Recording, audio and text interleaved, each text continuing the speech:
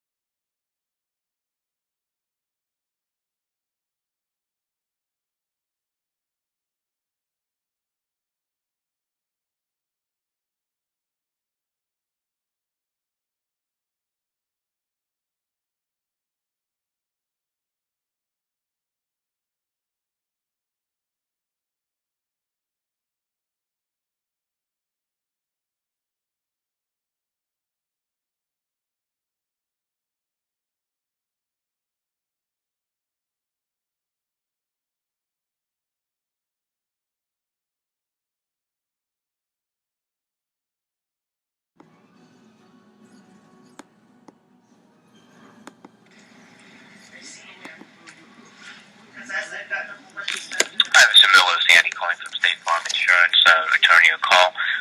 If you have any documents that you'd like to send us, you can always fax it to us. I spoke to my manager. We would prefer it to be faxed to 888-663-7558. And please include the claim number 75-M as in Mary 606-030. Once again, the fax number is 888-663-7558. And on the cover sheet, you can put the claim number 75M 606030. And as far as the email, because you're not a customer, we can't set up a secured email link to communicate with you at this time. So we would prefer to fax if you'd like to fax the documents over. Thank you very much. Bye-bye. We moved out of the house from the sewage damage. We moved out of the house from the damage on June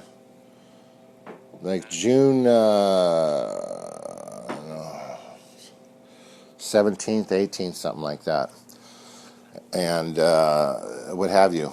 Sammy got the inspectors in. I guess you'd call them claims adjusters.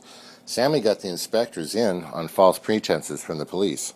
They didn't tell us about it, and they told the police that I had actually murdered my girlfriend and put her in the house. Did you know that? No. Well, that's what happened. I got the police report. Okay? I have the police report for that. They went up and down the neighborhood with 8x10 pictures, and they showed them to the neighbors, and then they ran up to my girlfriend's business and did the same thing up there after they found out. Muhammad, you know Muhammad Kamara? Yes. Yes, he was over there. He was at the day before, on the 21st. Muhammad saw both of us. I have him on videotape with a timestamp on it. Okay. And so when you left in June, did you officially return the house to them? No. When I left in June, we couldn't sleep there anymore. This was during a remediation. Now, here's something that you need to know. Okay, you guys went through the house. Did you personally go into the house? Yes. Okay. Now, I need your email. I need to send you some pictures. And first off, that wasn't vandalism. That was in the middle of a remediation. The sewage. Here's what happened in a brief, very brief thing. Your clients had been renting that house. Your clients had owned that house for a number of years. Not just the 2 years that it shows up on public records, but way beyond that. Okay? I found it. All right? And they just transferred the name a little bit. Changed it around. Did a few things like that. Anyway, they've owned that property for a while. Inside the house, underneath the bathtub, was a septic tank that they made. Okay? They dug it out, hollowed it out, and they had the drain that comes from the bathtub and the drain that comes from the sink and something else. The toilet seemed to be hooked up, and I don't think it couldn't have been hooked up all the way because of that. But anyway, this was flowing into a giant hole. It had sand in it, different from the dirt, and it was, like I said, hollowed out. All the drainage from the bathroom. And it would slowly drain into this big giant hole and wick out all the way out across the yard through the power lines. That's where the power line was laid. It's a French drain. Now, I didn't know that and until we had the flood. We had a flood in, I've got all the dates, but we had a flood in, it's a big one in April. And Hassan and Mohammed and Sammy and it's another one, Hussein. They all knew it. Babaki. Yeah, they all knew it, and they did nothing. And I fixed it myself, cleaned it up, and everything. But this one was bad. This flood happened in June, and it was really bad. It pumped sewage through the walls. I've got video of it too, real nice. Sewage through the walls and across the floor, and then it went right straight out to the back through the what do you call it? The slats, the panels, the sidings, the siding of the house. You know, the wood siding.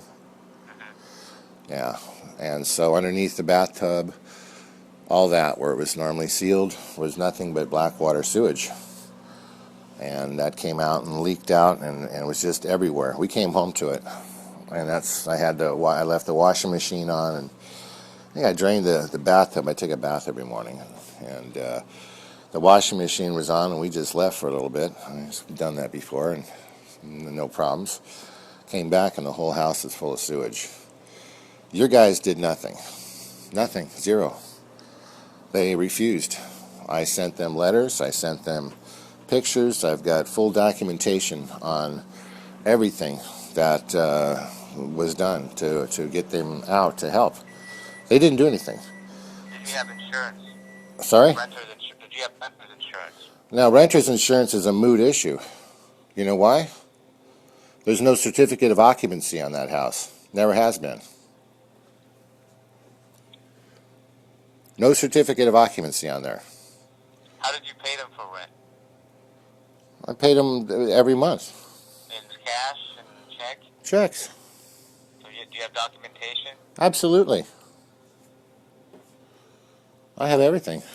So when you moved in, when I moved in, I took a month. I'm a professional. What I do is I do high-end specialty projects. For instance, if someone, and I work in high-end places, I work in pretty much nothing but, multi-million-dollar houses, multi-quadrillion-dollar houses, and places like that. I do things like I'll grind the floor down to make the concrete look like terrazzo, and that's what I did there. I leveled the floor, ground it down, smoothed it, polished it, and made it just nice. I sealed up. I've got allergies, so we went and I cleaned everything in there, every surface, cleaned it, sanitized it, sealed it, you name it. And then I ran ozone generators up in the attic, and had oxygen machines to bump that up, and fogged it. I was very diligent as far as putting this together. Like I said, it took me about a month, a little over a month. It was 16, 18-hour days. who knocked the drywall out in the bathroom? Sorry? Who knocked the drywall out in the bathroom? The sewage knocked the drywall out in the bathroom. The sewage did. Yeah, what happened was there was a mild earthquake. It was a pretty good earthquake, actually. Just before there, it was in the end of May. The end of May, you can look it up. But there was like a little earthquake. And I noticed that the toilet and a couple other places were leaking some water. And it would come and it would go a little bit, and I noticed, I'm like, oh, what the hell is that? Couldn't really put my finger on it.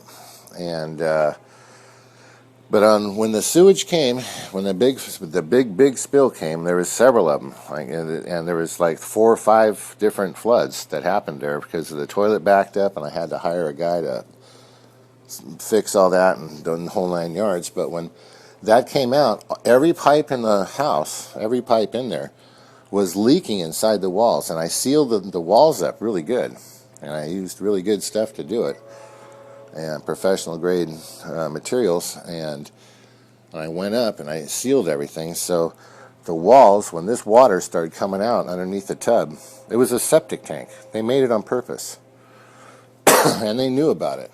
The plumbers came. I've got plumbers reports. When they said that the septic or the pipe was actually skewed. Why did you call the property manager instead of taking matters to your own hands and calling your own plumbing guy? What makes you think I didn't call the property manager? Why would you say that? I'm just asking you a question. I didn't assume anything. Okay, well, I did call the property manager, who promised me to come out, Sammy Masri. I've got the phone records for that. And I've also got the stacks of emails and the stacks of text messages. What Masri told me was, this went in there, is why don't you just die? He said, everybody leaves when you have sewage coming out. I know, I rent in many places, and when sewage comes, people leave. Well, here's the problem. Here's what, you went and saw the wreckage, but here's what maybe you need to know. That place was rented for a commercial enterprise that was going to take place 3 times that year and a couple times in the next year. And that was going to be for an art shows. Going to open the whole property up and let the public come into the house, the backyard and everything, to the gardens, and see the art shows. We had things built for, concerts and what have you. I had it cleared with the city. We spent a fortune. Did you put up a chain link fence to block the driveway? Yes, I did. I put that up, and then I requested. Now, I put that up. That was a while back, but I put that up, and I requested from the sheriff to put that chain link fence back up because someone had knocked it down, and I've been out of the property for about a month now, but the fence got knocked down, and what happened was I called the sheriff and I told him to put it up. The reason is because the entire backyard is totally occluded and with penicillin, it's aspergillus niger. That's a fungus, and that is that creates aflatoxins. It's deadly. It's really dangerous back there. I had the fire department back. Everyone who's gone back there for any time has gotten ill effect from it. It's gone into their chest, everything, etc., etc. But now it is 100 times worse. 100 times worse than it ever was. And the reason it's 100 times worse is because the city health department, who works very closely with Sammy, and they're very close, they shut the water off. That's how they brought me some help. And this was in July 23rd. Same day you were there. They came and shut the water off. I couldn't finish. I was remediating the soil, remediating the other stuff. Now, when you go back and look, you'll notice that everything in the property has got this fungus on it. It's black and it's voracious. It's a human opportunistic pathogen. It's the most cancer-forming thing known